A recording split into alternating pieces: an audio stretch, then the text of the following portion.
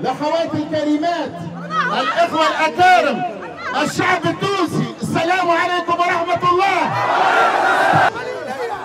إن شاء الله المليونية جاية، المليونية جاية،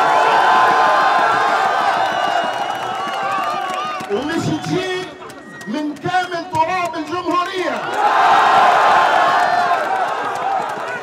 لأن الثورة التونسية غالية على كل التوانسة.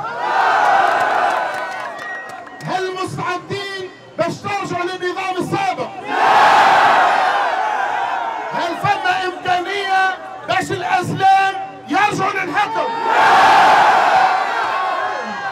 هل هذا مطلب الشعب التونسي الكل ولا مطلب أولاد النهضة؟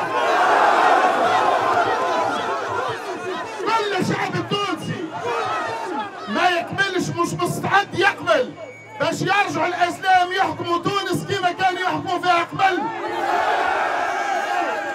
نقولوا لهم ما ضبطوا،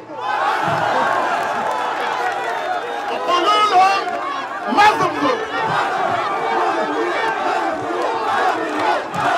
على مستوى الامن الارقام كذلك تقول انه بالاحصائيات الجريمه سنه 2012 احسن من 2011 واحسن حتى من 2010.